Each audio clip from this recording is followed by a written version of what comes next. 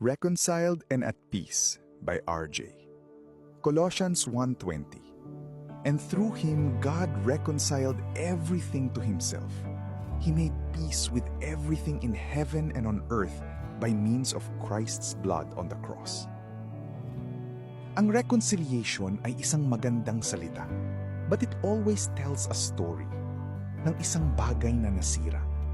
May nasaktan, may lumayo, at nawala ang kapayapaan. Kadalasan, nagsisimula ang reconciliation kapag yung mas mahina ang unang lalapit dahil hindi na niya kayang tiisin ang pagkawala. Pero sa gospel, baligtad ang kwento. Ang nasaktan, ang makapangyarihang Diyos. Siya ang unang kumilos para sa atin. Ito ang mensahe ng Easter. Ang Diyos mismo ang nag-initiate para ayusin ang sinira natin. Sa simula, may perfect na relasyon ang tao sa Diyos.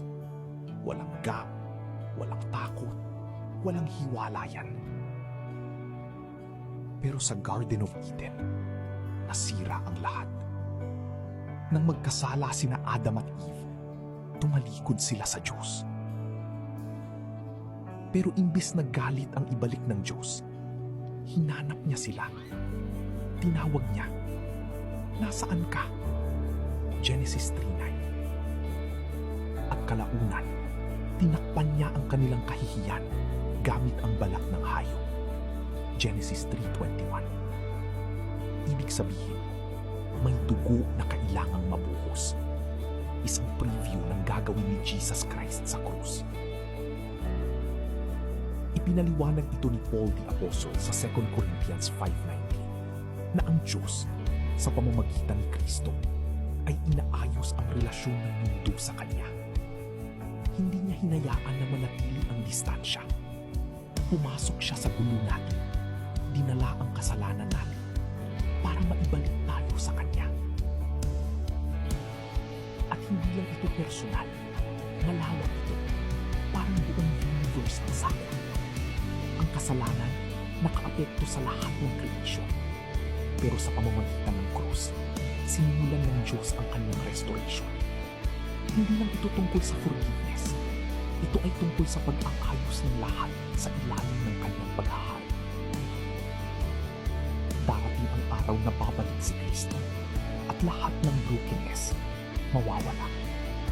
Lahat niluluhod sa kanyang perpektong kapayapaan.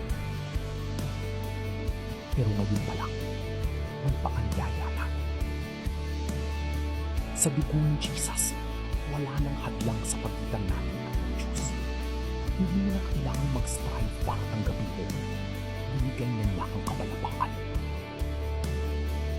Kung pakiramdam mo malayo ka sa Diyos, guilt, regret, o parang wala ka ng pakialam, pakinggan mo ito.